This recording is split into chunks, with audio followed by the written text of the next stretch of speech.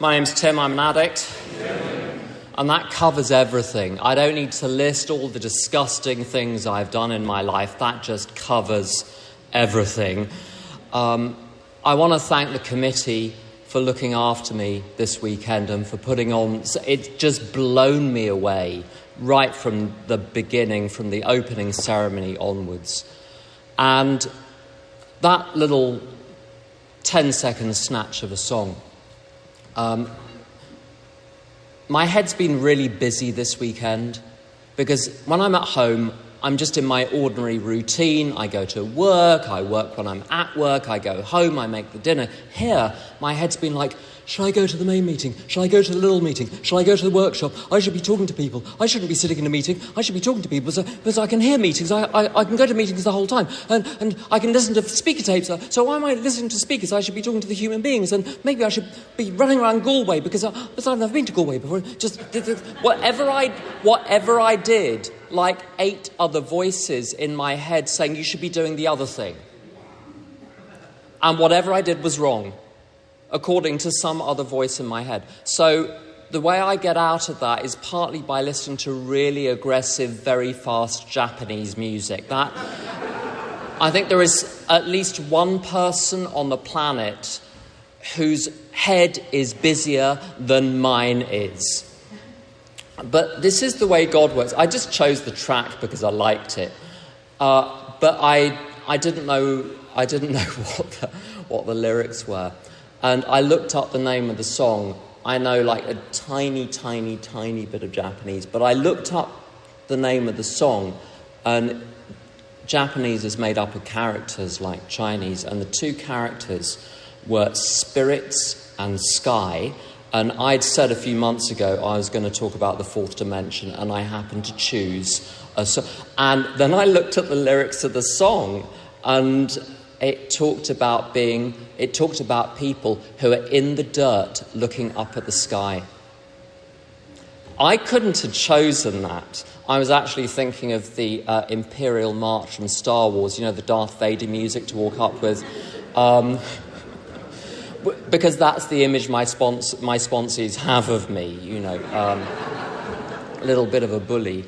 They're wrong, of course. I'm just so sweet. It's just my bedside manner is not ideal. But I better go back to the beginning. So I'm an addict.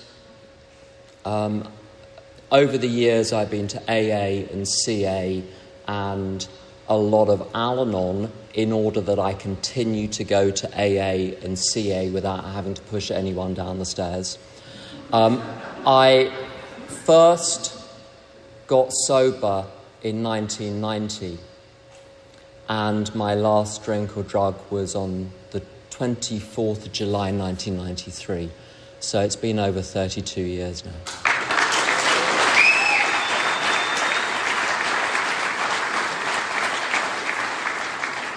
And you're clapping yourselves there, because I absolutely had nothing, as I said in the meeting yesterday, I had nothing to do with the whole process of how I got sober and how I'm here. I've had to do a few things now I'm here, but we'll come to that.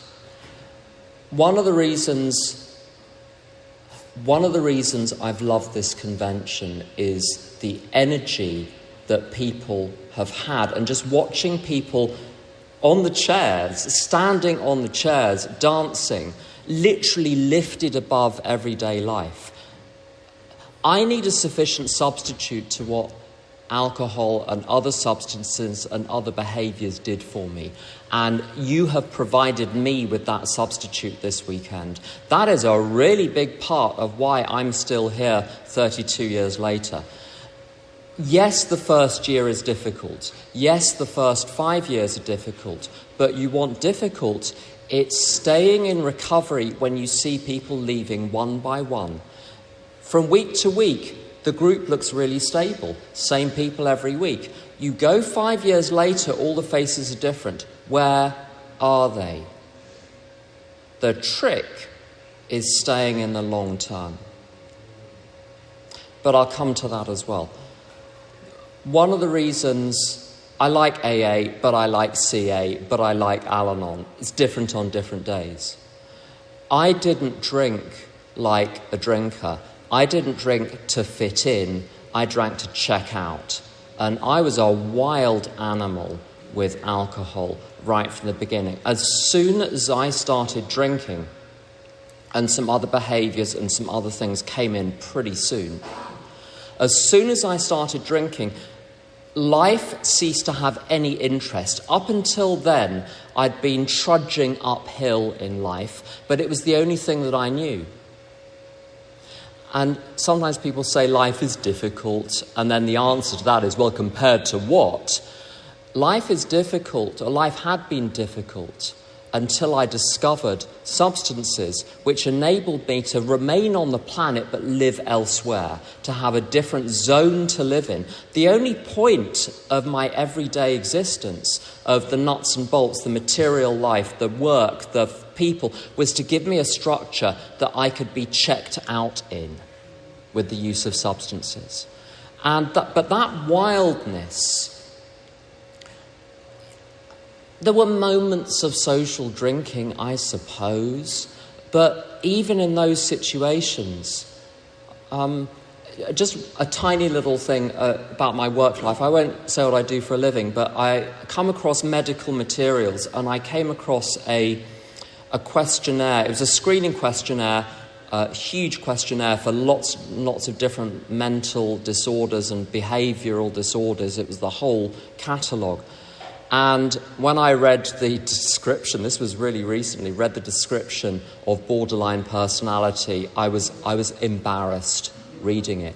I was hauled up before priests and psychiatrists and psychologists and teachers and people with furrowed brows looking at me from an early age. And I didn't get pinned down long enough to get a proper diagnosis, but I was wild and I was dangerous. Now, that will get me sober for a bit, but it was 3 years between then and when I had my last drink. And what happened on that last day? I'd been attending AA for 6 months, and I liked it well enough. I liked the people. I knew instinctively that I was somehow at home, that this, maybe not my tribe, that isn't quite the right word, but I felt safe for the first time in a very long time. But I've got a mischief maker inside me. And this is this borderline business perhaps, I don't know. So when I was drinking the fun stuff, it was fun only if I was the centre of attention causing trouble. And I became that person in AA, the person who disrupted meetings. I trained a large part of West London on how to have group conscience meetings to deal with disruptive newcomers. Because I would go from meeting to meeting and disrupt, and people would queue up afterwards. You know that scene in Airplane where someone is having a panic attack on the flight and people are queuing up, and that there's the nun, someone with a baseball bat, and people would queue up after the meeting telling me all the help I needed to get in order that I could learn how to behave like a regular human being in an AA meeting. And there was still a lot of fight in me. Now, I think fight is a really helpful thing, but it needs to be directed to the right objective. The fight for those 6 months was directed towards making an impression, having people look at me. If I couldn't have a good reputation, I could have a bad reputation, and that was just fine by me. And I heard the slogan, "Take what you want and leave the rest." And so I did. I took the meetings, I took the chit-chat, and I became the group slipper. I became the person who every few days, every few weeks would have a drink and come back with my tail between my legs, but with this kind of sneering grin, as if to say, this whole fellowship has got nothing on me. You've thrown everything at my problem, and look, I've got drunk again. What are you going to say to that? that's not a good way to make friends. Just make a little note of that.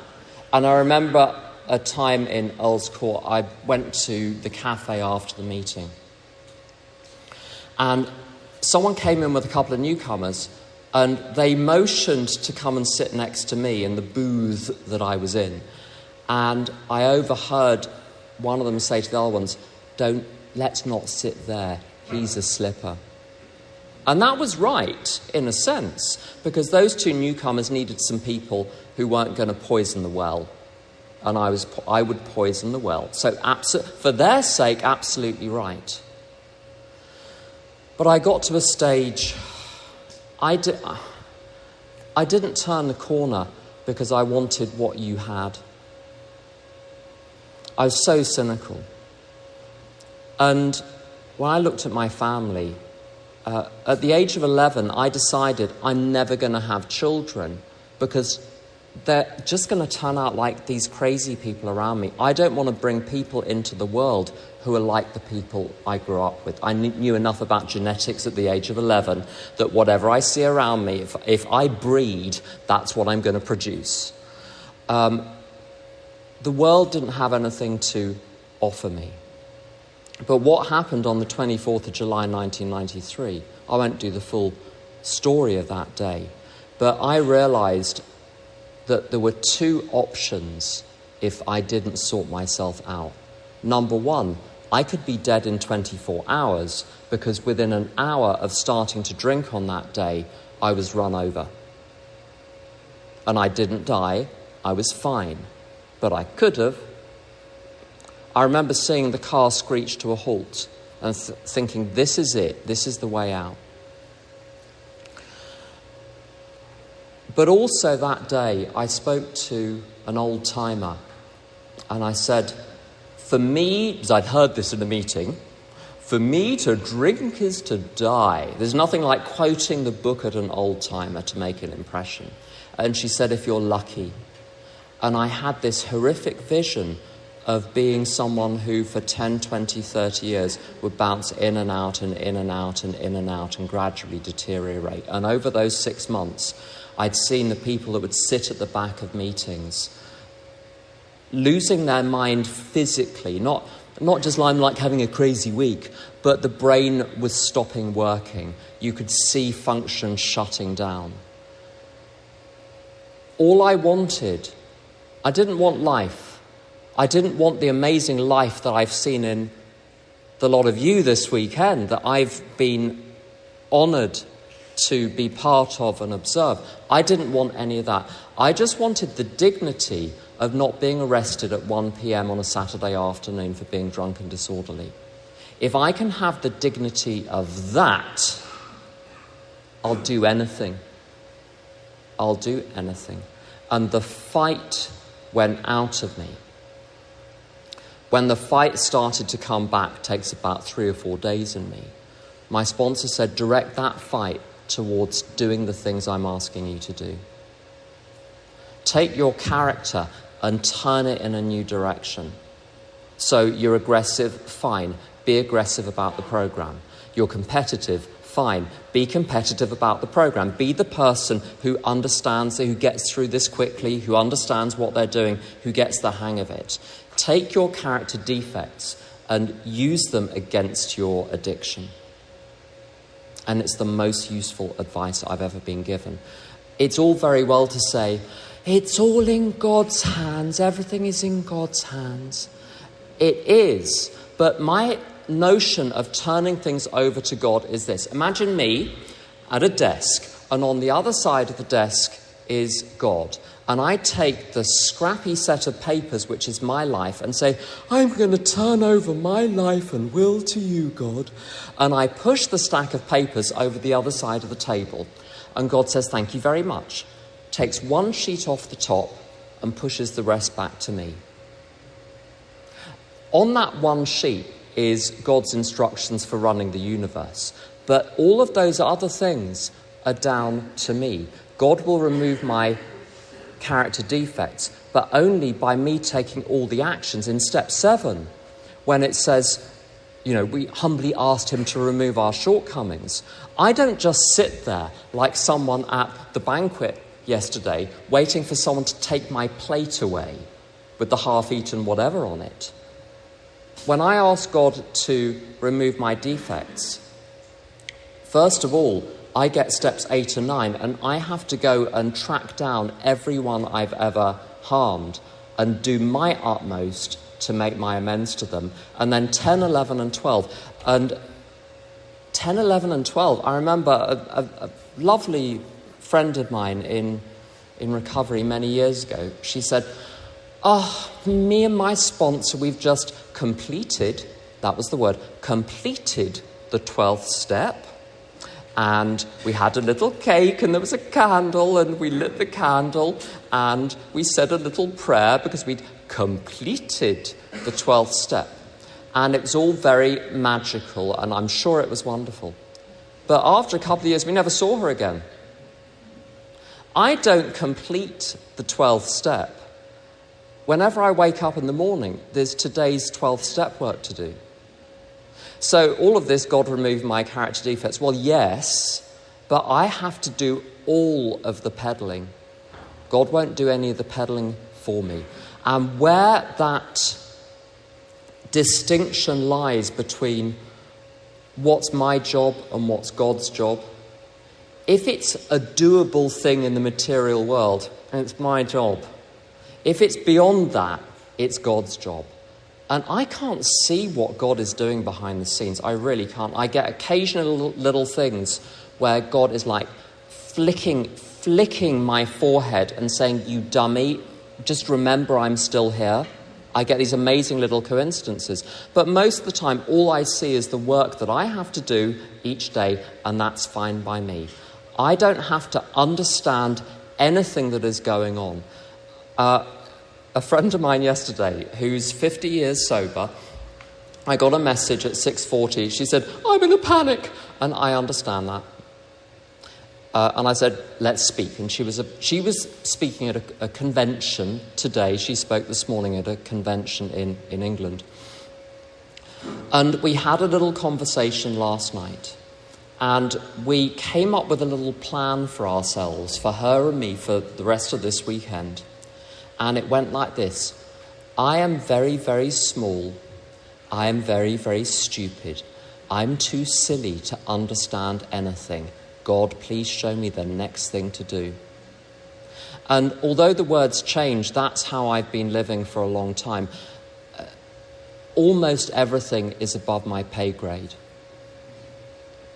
I've got the sort of mind where if I don't give it something to do, it's like those sort of ravenous zombies. In zombie films you have the slow zombies from the 1960s, and then you have the really quick zombies.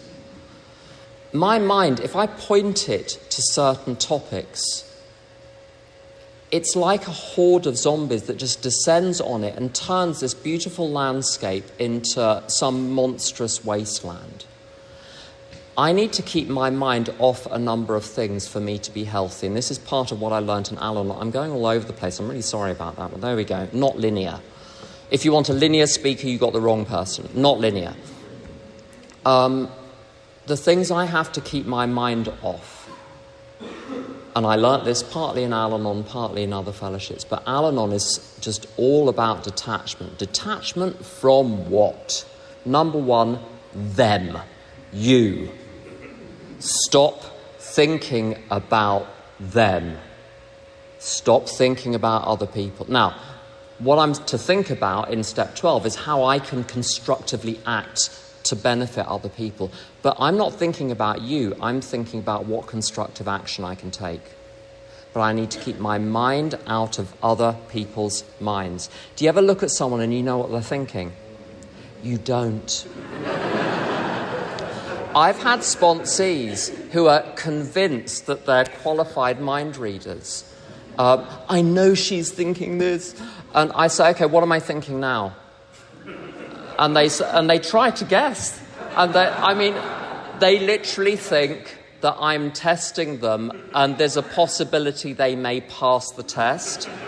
And it can take up to 3 or 4 minutes sometimes. I said, you've just got it wrong 15 times in a row. But you're trying to tell me you know what this person is thinking. Really? Okay. How long have you thought you had this magical ability? Why isn't it kicking in with me if you're so skilled at this? So when I'm thinking about other people, what is going on in their head, what is behind the smile or lack of smile, I'm just wrong. And this was one of the things that I was taught in step 9. In 9 out of 10 cases, the unexpected happens. And the reason why is because when I make amends, I discover that the real story of what happened had nothing to do with my memory of it. They say you can't change the past. I think you can. Because the past in a real sense is gone. But in another sense, the past is the narrative I have about what happened. If that narrative can change to all intents and purposes, the past can change. I remember there was one particularly vicious relationship I had when I was drinking. And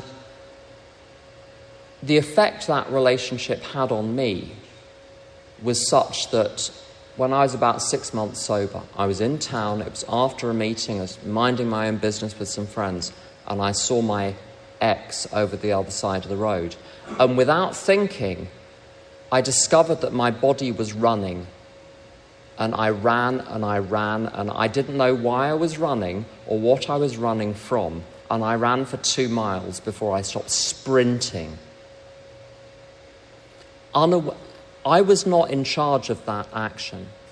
That was the depth of how that relationship had left me. When I tracked this person down and made amends, and there was some pretty gruesome stuff I made amends for, what became apparent was that this person had loved me and I had had no idea. And the harm that I'd done him was possible because he loved me. My memory of that relationship was turned on its head in a 3-line email, and I never looked at that the same again. And every single other amend has been the same. It has turned my understanding of the past on its head. I came into recovery with a pretty run-of-the-mill horror story of my childhood. And yes, very, very bad things did happen. Fine. They really did. But the truth I've discovered was that there was a lot of love in all sorts of different people that I was not looking for. I was tuned in only to hatred and viciousness. It was like having a radio receiver that can only receive one station. And I would I would collect every little injury, every plight, every gripe, everything that happened that disagreed with me, and collect it in my little knapsack and said, that's reality, that's my childhood, that's what happened to me. And the truth, with making amends to lots of people from my childhood, I realized how many loving people there were around me at school, in other situations. God even found a way into my life. I went to some religious thing where you were supposed to undergo a conversion thing, and I kind of did it. I was 8 or something. And I remembered I was years sober before I remembered I'd had an actual experience at the age of 8 or 9 or whatever of a higher power responding to me, not even knowing what I was doing, but saying, please come into my life. We were asked to turn ourselves over to God or something. I'd had that experience, but I then turned my back on it. There was goodness all around. There were good examples all around, but I couldn't see any of it. And when I go back to the town I was going to say grew up in, failed to grow up in. When I go back to that town, I now remember in every street wonderful things that happened. And this awful childhood, which I blamed for everything, has become one instrument in an orchestra which is playing a very different tune. So the past can be changed. It's impossible for me to be affected by the past now. I know in the contemporary world and contemporary psychology, it's a mystery to me. I know very little. But what I know is about me, I'm never affected by the past. I'm only affected by what I currently think about it. My problem is in the present. The ego always wants the problem to be elsewhere. Have you ever had a resentment?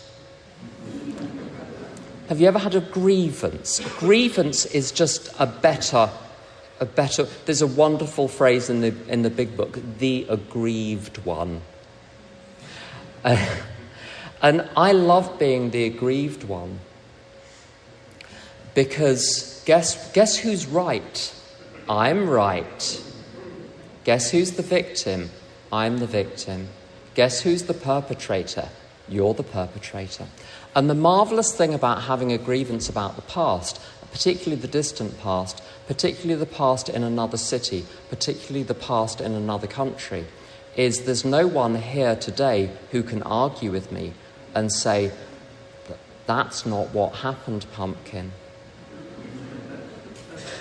And I repeated the narratives about my childhood over and over and over until they were a grotesque caricature of what happened.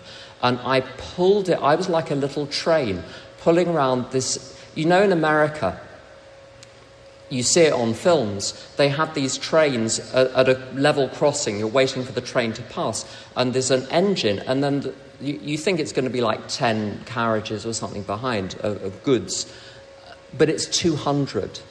I was like one of those heavy-duty trains pulling 200 carriages behind of all of the things that had ever happened to me.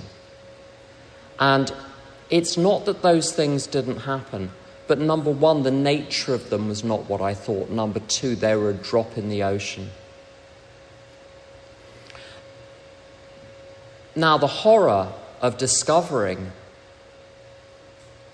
in step 9, because that's where it happens, because that's when you go back to the people that can say, that's not what happened, pumpkin. You need to be confronted with the people who were there to tell the real story of what happened.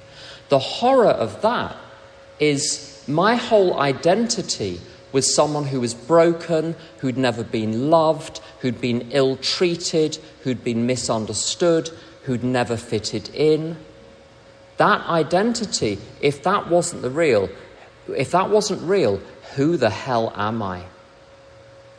And why have I been play acting? And the reason that was such a great cover story was because when the problem is you, I don't have to change. When the problem is in the past, it can't be fixed. The ego always wants me to locate the problem where I can't fix it. Not right now. The problem is not the past. The problem is not you. The problem is not them. The problem isn't even the British government. Okay, it is the problem too, but on a different level. The problem is that there's a little voice in my head called the ego, which speaks in my voice. It whispers to me, and I think I'm thinking. I'm not. I'm just repeating its grievances, its resentments, its fears, its insistence that I be the centre of the universe and you praise me or fear me or want to sleep with me. One of those three will do. Any one of them. Preferably all at the same time.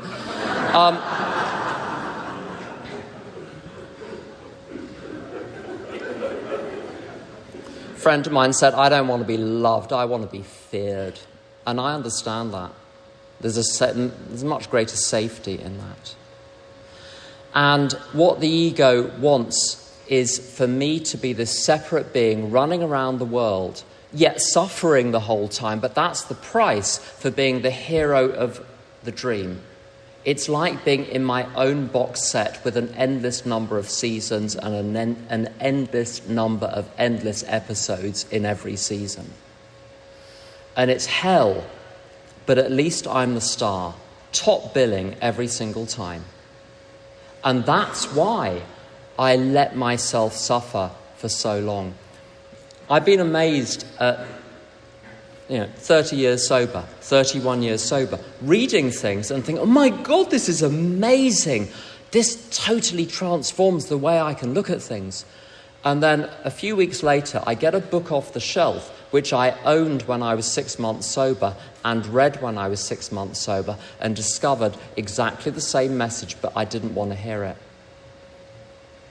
I remember when I was 7 years around, my attitude to recovery when I was new was I absolutely put my back into the program because I knew I was going to die and die very quickly if I didn't. My brother was an alcoholic. He committed suicide in his 20s. I know where this goes.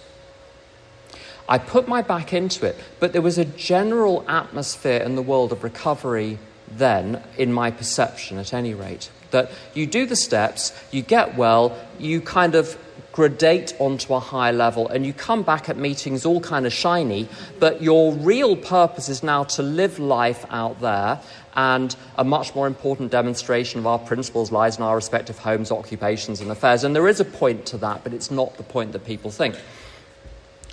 And you come back and visit AA, and you take people out for dinner afterwards, and you do your little duty in AA once a week, twice a week. But really, the job is out there. The job is life and getting stuff. And I got a job, and I got into a relationship, and those were not bad things. Those were perfectly reasonable, respectable things. But I was doing them on my own account. I was doing it so I could build a life for myself where I would be safe and where they couldn't get me. I didn't know who the they were, but I knew they were there, and I knew they would get me. And I was waking up at 4 o'clock in the morning with panic attacks.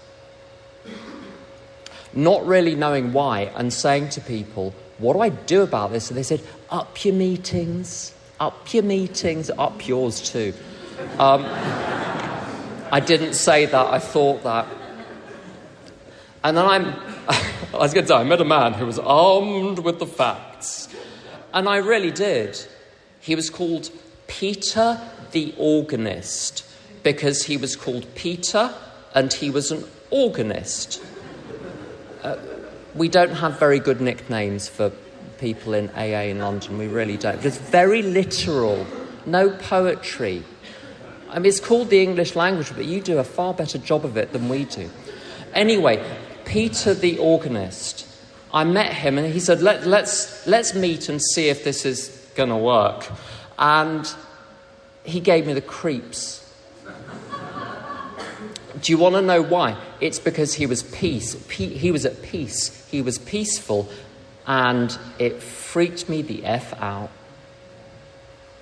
I thought, you're missing something, matey.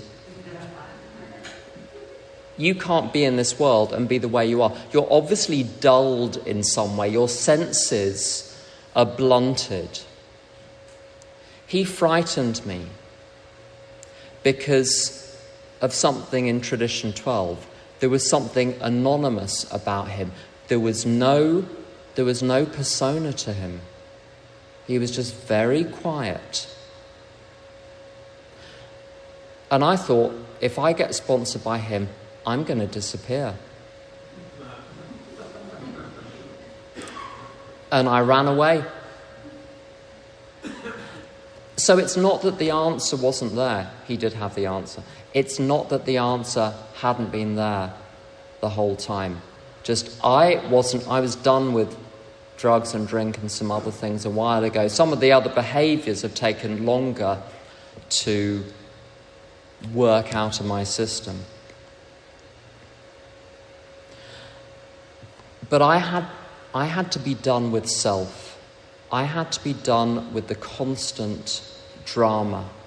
And even when I found a really solid way to use the big book, to transform my life and to form a relationship with a higher power.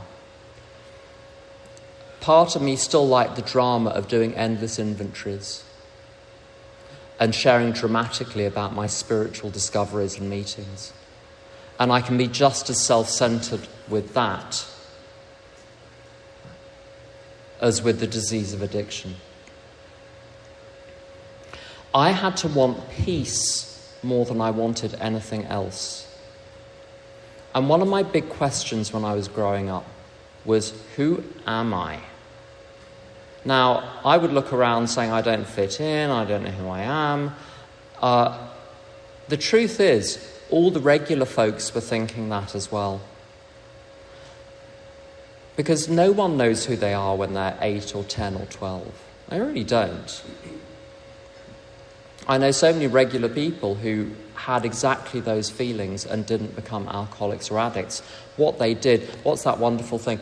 Daddy, Daddy, I'd like to be an alcoholic when I grow up. And the father says, you can't do both. So some people grew out of that. Now, this fear of becoming nothing, there's an amazing bit in the big book where I think it's Alcoholic Anonymous number 3 gets visited by Bill and Bob, and he says, you're somebody, I'm nobody. I used to be somebody, but I'm nobody now. And they laugh. It doesn't explain why they laugh, but I think I understand now. It's because he's got it backwards. His problem as the drunk who is on day 1 or day 0 is he's still somebody. And they've become nobody. They've just become these empty vessels there to do God's will. And he sees this confidence and this ebullience and this outgoing and cheerfulness and laughter and all of those words in the camaraderie. And he thinks that it's because they've got a persona. What he's seeing is God working through them, which is possible because they've become nothing. They've become secondary to the mission. In Buffy the Vampire Slayer, if you'll forgive such a reference, in Buffy the Vampire Slayer, there's a scene, it's one of those flashback scenes where the Vampire Slayer, if you don't know anything about it, just ask one of the children afterwards. Where one of the previous Vampire Slayers in New York is with her little kid. And he's having a hard time and she's fighting vampires. And she says, honey, it's all about the mission. And that's exactly what my recovery is today. My job is to become nothing so my life can become about the mission. I need to be detached from, as I said earlier, from other people, to get out of other people's heads, to get out of other people's lives. My friend Anthony would write emails to his sponsor complaining about his other half. And the sponsor would just write back an email, not even with a body of the email, just in the subject line, leave him alone.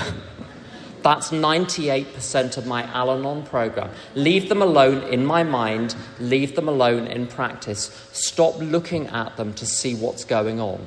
Keeping a little eye. My other half refers to Al-Anon as prying eyes.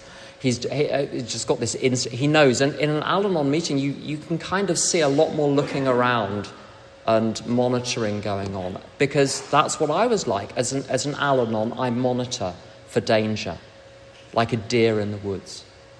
So I keep my attention off other people. And I have to keep my attention off the world.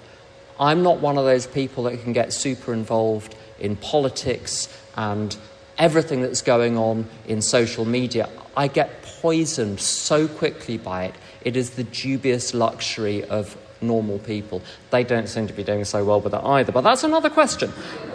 They're not going to die of addiction if they get crazy enough. I will.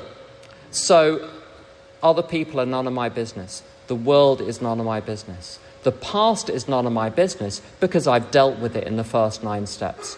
The future is none of my business because it's in God's hands. We're not done with things that aren't any of my business. The other things that aren't my business are, number one, me. Number two, my life. Number three, the results. If I get my sticky fingers on any of these 7 topics, I get my fingers burned. My job is literally, God, show me the next right thing. Page 87. We finish the meditation with the prayer that will be shown all through the day, what the next action is, and to be given whatever we need to take care of such problems. Next thing, next thing, next thing, next thing.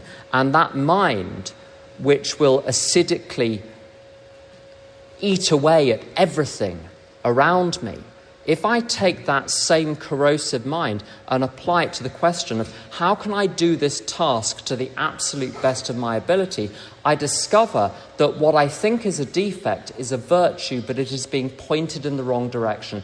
I take that skill of pulling things apart to understand how they work and to figure it out, and I apply it to actual problems which are given to me to sort out. That's all I have to do. And this identity business, one of the things that I said was I have to take my focus off myself. I mustn't think about me. Now, I get to think about me and my day and my life for about 5 minutes every day, when I do a little review, what went wrong, what went well, what do I need to do differently tomorrow, what do I need to do in the next 24 hours, God show me the spirit with which to do each of those things. But apart from that, no. People ask me how I am. I said, don't ask me how I am. I'd have to ask myself. If I ask myself, there's going to be trouble, but I'll turn a beautiful day into a shit show because someone has asked me how my day was. So just don't ask. Ask me if I've read something interesting recently. That's a good question. Spiritual Paul in London. He was called Spiritual Paul because his name was Paul and he was spiritual. Can you see what I mean about the nicknames? There's no effort in there. Just dull. They don't sparkle. One of the things that he said so many things. I wrote them down at the time. If you hear good things, if you're at a meeting, you hear good things, write them down, because 20 years later you're going to want them. You're going to miss the people who've died, and you remember that they would say wonderful things.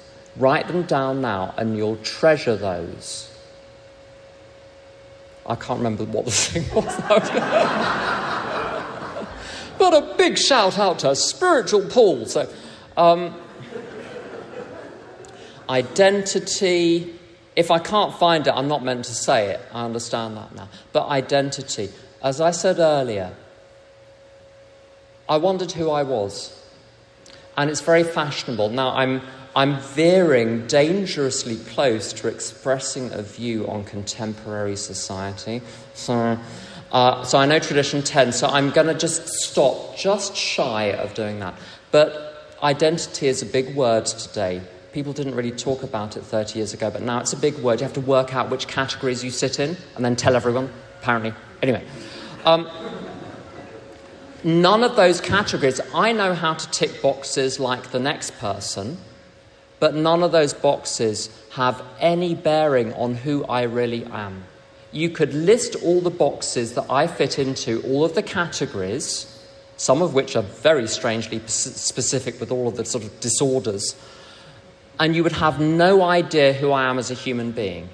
You sit with me for 30 seconds, you'll know.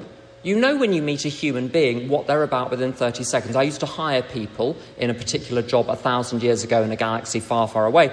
And we used to hire people. We used to have to go through this ridiculous process of interviews and tests and first round and second round and meet Sally from HR and meet the this and meet the that. The truth was, every single time, when the person walked in the room, within 10 seconds we knew whether we were going to hire them. And the one time we went against that initial instinct, we got our fingers very badly burnt. Our first instinct was always right. We just knew. There's a person who I am, which has got nothing to do with any of the categories I fit into, any of the pigeonholes, any of the boxes, anything I do for a living, where I live, who I associate with, what my politics are. None of those are my identity. The identity is simply I'm a little spark, a little speck of light, just like everyone else. If I've got a problem with other people, I'm looking at those external identities. I'm not looking at the little speck of light. And an amazing exercise, if you want to get in touch with that, for a day or so, or even an hour, or even a minute, especially on a train or a bus, when you can see people. Don't stare at them too much because they'll call the police, but that's a different question. But look at them, and in your mind say, there is a little spark of God inside that person, and I can't see it, but I know it's there. And everything I see, which I think is them, is not them. That's just the shell, which is hiding the little spark. My job is to connect that little spark in the other person. So if someone behaves badly, that's not the person who is behaving badly. They've temporarily fallen asleep, listened to their ego, and then acted on it. When it says on page 67 about spiritual sickness, one of the problems with that whole spiritual sickness prayer on page 67 is it can come across like this, oh, the poor wretch is just sick, so I have to pray for him. I knew someone in London who, I hope this is anonymous. There are 1,000 groups in London and there are lots of people, so this isn't breaking any anonymity. But this person, they had a boss, doesn't narrow it down, they had a boss, and the boss was giving them a really hard time. Said, you need to wake up because you're missing a lot. And this person said, well, yeah, I just have to recognise the boss is a sick person. Well, maybe they are, but maybe they're being a good boss. I've got to be really careful with they're sick, not to patronise people, and not to, maybe they're right, maybe I'm the one that's wrong here, not to look down on them. But when people are, and it says perhaps they're sick, and that's wonderful, because it means I can apply the sick man prayer as I don't even have to work out whether they're getting it right or whether they're getting it wrong, whether they're sick, whether they're well. Don't have to work out a damn thing. Maybe they're sick. Maybe not. But it's none of my business. My problem is my grievance against them. It's not them. The problem lies within. The calls are coming from within the house. The monster is inside. But the monster is not me. My ego is not my amigo. That's the enemy feeding me this BS about other people and how my life is their fault. But that spark inside other people, which lies beyond all of the surface stuff, that's what I need to keep my eye on. I've got a little story about that. But one more thing about this spiritually sick. The most that can ever be said of other people and of me is that I am in error. Why am I in error? Because I've fallen asleep and started to listen to the little voice of the ego inside. There's a line in the Course in Miracles. It's not conference approved, but there we go. So shoot me. Where it talks about Adam, the biblical Adam. It says he fell into a great sleep. And then it comments, it says it never said he woke up. And so when I'm behaving badly, I'm in a kind of sleep. It feels like I'm awake. You know, when you're having a dream, it feels like you're awake. It feels like you're real. And then you wake up, and for a moment you have to think about it, and then you realise it was untrue.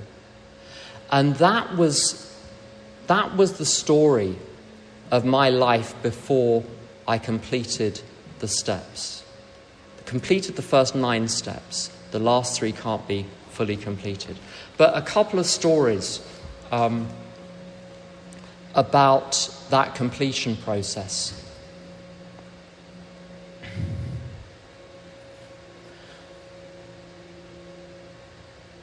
If you've got a bucket and it's got even one hole in it, the liquid will eventually run out.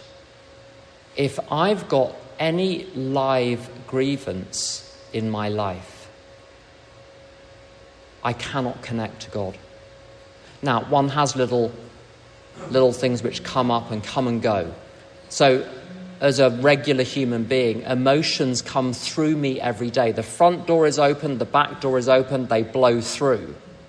But I can't invite one of those little feelings in, lock the front door, lock the back door, sit down, give it a slice of cake and say, tell me about your life, little feeling. I've got to let these things pass through. If I allow persistent grievance in my life, I am going to use again. And it may start with something heavy duty, or sometimes addiction softens you up with lighter things first. A friend of mine many years ago said that he was asked to do a talk on why it is that people after many years relapse. And because he was sober many years, relapsed, came back, and he was like 7 years clean at that point. And he said, what will happen? And he kind of did it in a jokey way, like a prediction of the order. He'd say, there would be some things in my life that I can't accept, things that I refuse to get over, things I'm holding on to. And he said, I'll probably start taking a little Sudafed here and there just to pep myself up. And then I'll go to the doctor and I'll find a way of presenting the symptoms of a condition so that I can get some Ritalin or something. And then after a couple of years, that's not going to be enough. And I'm going to buy a street version which does a similar thing just to turn up the volume, and then I'm going to start drinking. And he was kind of jokingly playing through what would happen. And that's what did happen. It very rarely starts with the ultimate thing that's going to kill you. With me, it starts with chipping away, sitting in meetings, looking down on people, stopping telling the truth, thinking, I don't need to do step 11, I can coast for a bit. So this is why I have to be the dummy in AA that just does what it says in the book on pages 84 to 88 every day, because I don't know any better, because I don't know I'm allowed not to do it. I treat myself as though I have no option, because the truth is I have no option. And to treat my life, they said when I was new, they said, build your life around your service of God, not the other way around. Your service of God is not something you do on the side. It's not a little hobby. It's not a little side hustle. It is the thing. It is the method by which you do everything. Which is why when people say, I need a balance between my, recovery life and everything, that implies that God isn't in the rest. But if God is in everything, I don't need to worry about balance. So I just say to God each day, what do you want me to do today? And then get on with it. One more thing about I'm really going all over the place, sorry. This identity business. How do you live in a world where people you love die and some rotten things happen and blah, blah, blah? And the way I watched my father die, the way I watched my mother die, I'm not looking forward to the last couple of years, let's put it like that. How do you live in a world like that? It says in the book, on page 63, we begin to lose our fear of the here and the hereafter. And when I completed the last amend, and there was literally no one else that I had harmed, that I had not done my utmost to make amends to, something happened to me. This blanket got lifted off me, and I felt fully alive, like a slight vibration to the entire universe. It just lasted for a few hours. But another realization crept in. I suddenly realized a few days or weeks later that when my body dies, that's not the end of it.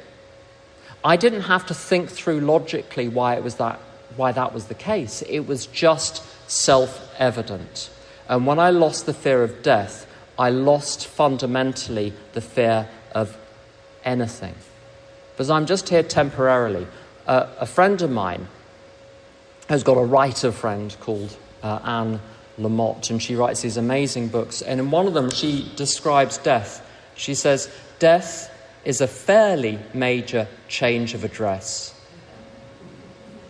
And who I am is the person that is going to be left when the physical being and all of the claptrap that coats it is dead and buried and gone and forgotten. I'm going to be fine. I know I'm going to be fine. My problem is only when I forget that. And it's very easy to forget it. And there's only one way to keep remembering it. And it's not sitting on cushions. It's with little candles and practices and going to Nepal. Those are wonderful things, but they're not what do it for me. It's explaining the same thing again and again and again and again to hundreds of people, one-to-one through sponsorship. The way I sponsor today is really, really straightforward. We get the book and we read it sentence by sentence. They read out a sentence and we talk about it. Then we read another sentence and we talk about it. And when we get to an action, they take it. When they've written something, they read it out. We work on it until it's good. And then we go on to the next thing. Doesn't that take an enormous amount of time? Yes, absolutely. But it's not my life. It's not my... You want to see what I did with my life, what I did with my time? You don't want me to be in charge of that. You want God to be in charge of that time. That is the thing. 12th step work. Everything else is there to support that. And as long as I said I was going to say one thing, which is how to stay here in recovery. The detachment I've learned in Al-Anon is one thing. That's allowed me to have the pity, patience and tolerance that AA told me about, but I couldn't get it through my thick skull until I went to Al-Anon as well. But the other thing is simply showing up for the person who is new and saying, do you want to go through the book? I'll help you. And spending many hours each day doing that. And not worrying about my job, not worrying about my money, how I'm going to make a living while I'm doing all this 12-step work. That keeps me so busy and has kept me so busy for so long. I suddenly discovered I was 15 years sober, 20 years sober, 25 years sober, 30. And I'm just going to carry on doing that until I drop off my perch. And I'm going to drop off this perch now. Thank you for listening.